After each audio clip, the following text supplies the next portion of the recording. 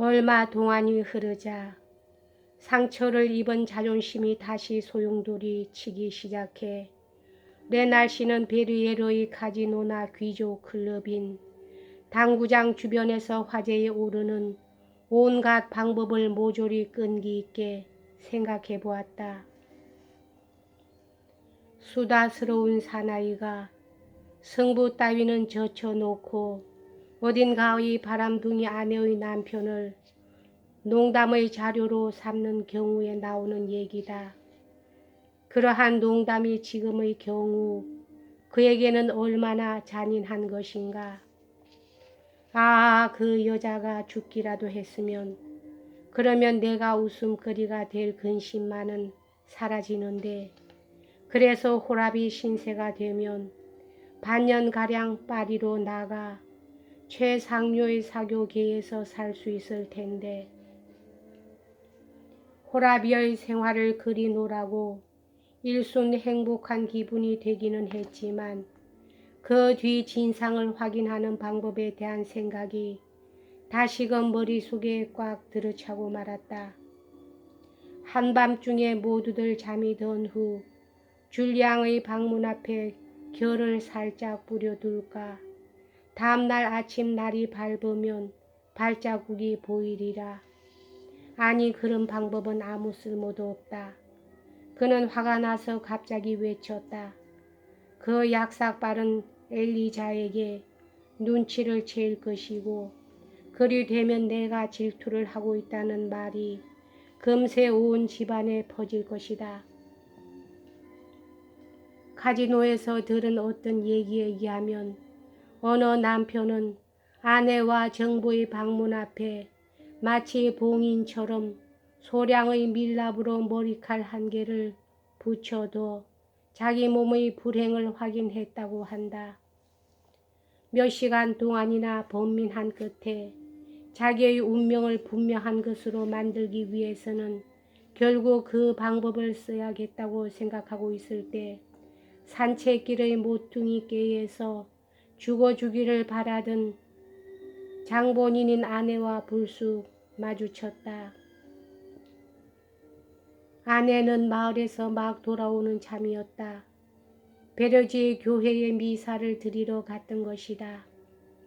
냉정한 철학자의 눈으로 본다면 도무지 믿어지지 않는 전설이지만 그녀가 믿는 바에 의하면 오늘날 사용되고 있는 조그만 교회는 옛날 베르지 영준의 집에 있던 예배당이었다 한다.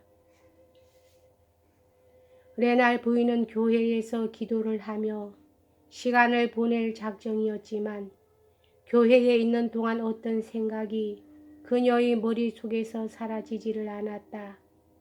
남편이 사냥을 하는 동안에 과실을 가장하여 줄리앙을 죽이고 끝내는 그날 밤 줄리앙의 심장을 자기에게 먹도록 강요하는 상상이 계속 떠올랐던 것이다.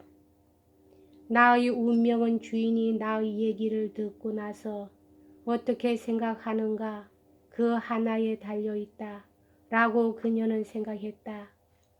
이 운명적인 15분 동안이 지나버리면 얘기를 걸 기회는 두 번 다시 없어져 버리리라. 그이는 이성으로 움직이는 현명한 사람이 아니다. 그러므로 보잘것없는 나의 이성의 힘으로도 그 사람이 무엇을 할 것인가, 무슨 말을 할 것인가 미리 추측할 수 있을 것이다. 하여간 그이가 우리 두 사람의 운명을 결정한다. 그이는 그렇게 할 수가 있다. 그러나 그 운명은 나의 수완에 따라, 즉 노여움에 눈이 가려 사물의 분간조차 못하게 된 그 딱한 사람의 생각을 어떻게 다루는가로 결정돼 버린다. 아, 재능과 냉정함이 필요한 이때 어디서 그런 것을 얻을 수 있을까? 정원으로 들어서서 먼 빛으로 남편의 모습을 보았을 때 그녀는 이상스럽게도 침착을 되찾았다. 남편의 머리카락이나 의복이 단정치 못한 것은 분명히 어젯밤 잠을 잘 수 없었다는 것을 말해주고 있었다. 그녀는 남편에게 뜯어본 뒤 다시 접어넣은 듯한 편지를 내밀었다. 남편은 그것을 펴보려고도 하지 않고 미친 것 같은 눈으로 아내를 쏘아볼 뿐이었다.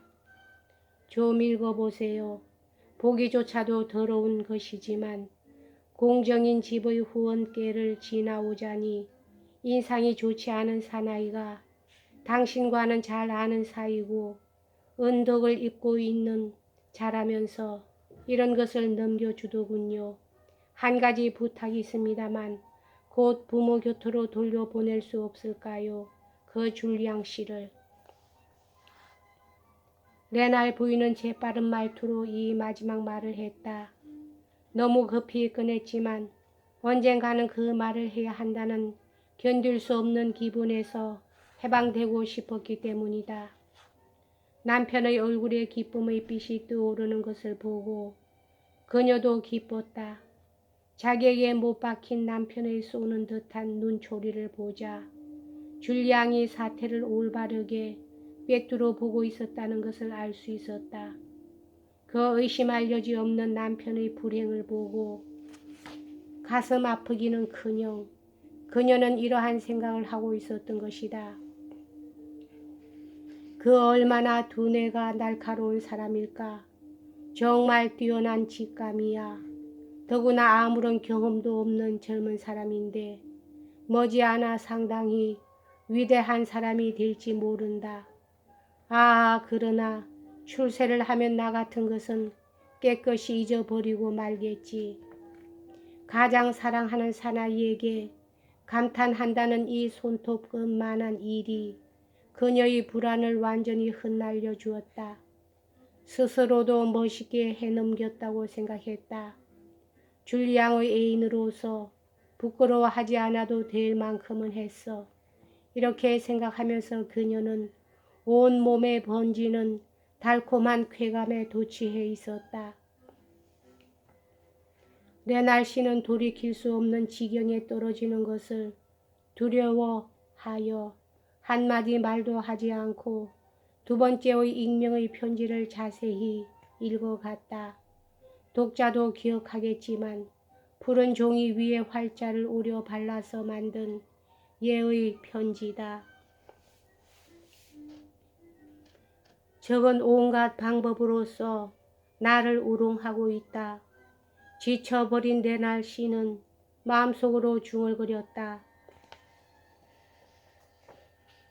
또 다른 새로운 수법의 모욕이다. 조사해보지 않으면 안 되리라. 그런데 여전히 아내 때문에 이렇다니. 하마터면 아내에게 마음껏 야비한 욕설을 해버릴 뻔했으나 부장송의 재산 상속에 대한 건도 있다는 생각이 떠올라서 겨우 억눌렀다. 무엇인가를 마음껏 해치우고 싶은 욕망에 채찍질 당해 그 새로운 익명의 편지를 구겨버린 뒤 큰 걸음으로 걷기 시작했다. 하여간 아내의 곁에서 떠나고 싶었던 것이다. 한참 뒤에 되돌아갔을 때에는 전보다 훨씬 마음이 가라앉아 있었다. 하여간 결단을 내리셔서 줄리앙을 내보내야만 해요. 텀을 주지 않고 부인이 말했다. 요컨대 제 아무리 뭐라고 해봐야 목공의 아들이 아니겠어요. 돈을 조금만 주면 보상을 해주는 셈이고 더구나 그 사람은 학문이 있으니까 일자리는 쉽사리 찾을 수 있다고 생각해요. 발르노 씨 집에도 군수 모지롱 씨 집에도 아이는 있는 거려. 그러니 그 사람에게 별로 과혹한 조치를 취했다고는 할 수 없을 거예요. 당신의 말은 마치 어리석음을 까놓고 드러내는 것이나 다름이 없어 하고 레날 씨는 큰 소리로 윽박질렀다. 여자들이 알긴 무엇을 알아. 당신네들 여자는 돌이라는 것에 도통 주의를 기울이지 않는단 말이야. 그래가지고 어떻게 무엇을 알 수 있단 말이야. 항상 게으르고 아무 일도 하지 않는 습관이 붙어버려. 가끔 활기가 솟는다 해도 기껏해야 나비를 뒤쫓고 있을 정도가 아닌가. 아무런 도움도 되지 못하고 우리들 사나이 입장에서는 그런 인간을 부양하는 것조차도 괴롭단 말이야. 레날 부인은 상대방이 떠드는 대로 놔두었다. 남편은 아주 오랫동안 떠들었다. 그 지방의 말투로 표현하면 화풀이를 하고 있었던 것이다. 여보, 부인이 겨우 입을 열었다. 나는 명예의 상처를 입은 여자, 저 여자로서 가장 중요한 것을 손상당한 여자로서 말씀드리고 있는 거예요. 레날 부인의 냉정함이 이 숨막힐 듯한 대화를 계속하는 동안 조금도 허물어지지 않았다. 이 대화가 어떻게 낙착되어 가는가에 앞으로 줄리안과 한 지붕 밑에서 살아갈 수 있을런지 어떨런지가 걸려있는 것이다. 그녀는 분노로 눈이 가려있는 남편을 다루는 데에 가장 적절하다고 생각되는 말을 찾고 있었다. 남편이 아무리 모욕적인 말을 하더라도 아주 태연스러웠다. 그런 말들은 귀에 들어오지야 좋지 않았다. 그동안 줄리앙의 일을 생각하고 있었던 것이다. 그 사람 내가 한 일에 만족해 줄지 몰라. 이윽고 부인이 입을 열었다. 우리들은 그 사람에게 한껏 친절을 베풀었고 선물도 많이 주었어요. 하기야 그 서민의 아들에겐 죄가 없을지도 몰라요. 그러나 내가 난생 처음으로 이런 모욕을 받을 원인이 된 것은 역시 그 사람인걸요. 저는 이 더러운 편지를 읽었을 때 결심했어요. 그 사람이거나 저거나 어느 한편이 이 집을 나가기로요. 그러면 어떻게 된단 말이요. 소동을 일으켜서 나에게 큰 창피를 주고 당신까지도 창피를 당하겠단 말이요.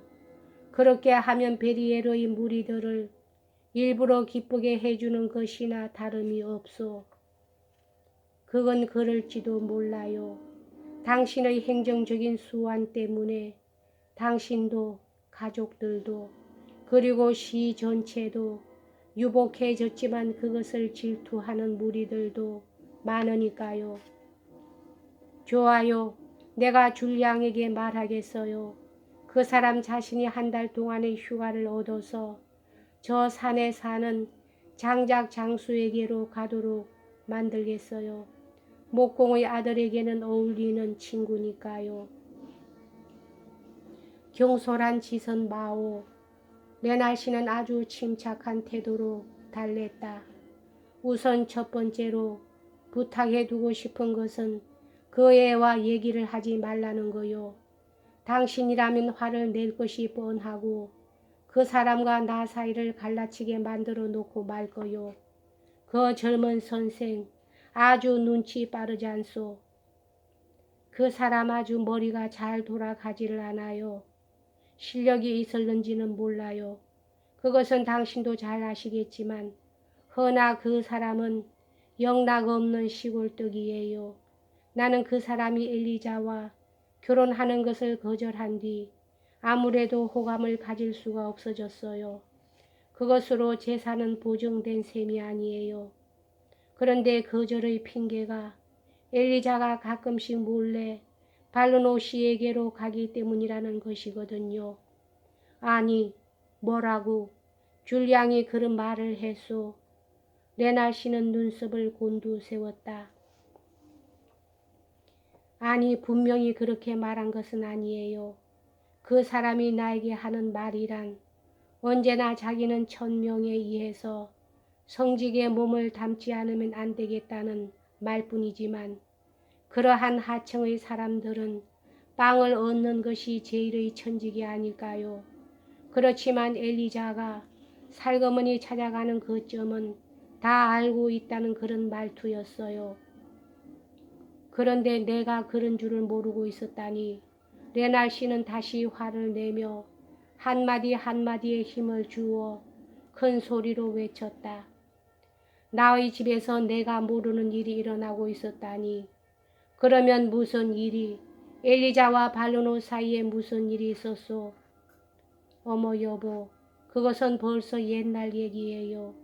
레날 부인은 웃으면서 대답했다. 그렇지만 아마 불미스러운 일은 아무것도 일어나지 않았을 거예요.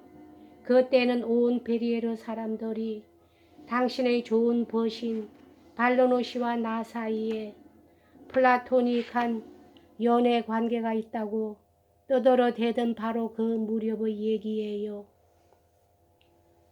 아니, 그렇지 않을까 생각한 적도 한 번은 있었어.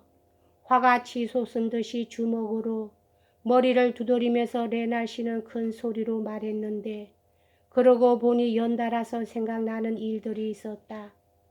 그런데 당신은 전혀 그 말을 해주지 않았단 말이지. 그 수용소장이 얼마간 제 기분에 취해 있다고 하더라도 구태여 모처럼 다정하신 두 분 사이를 등지게 할 필요는 없지 않겠어요. 사교계의 여자로서 그분에게서 아주 기지에 찬 그리고 약간 사랑의 글을 비슷한 편지를 안 받은 사람이 있을까요?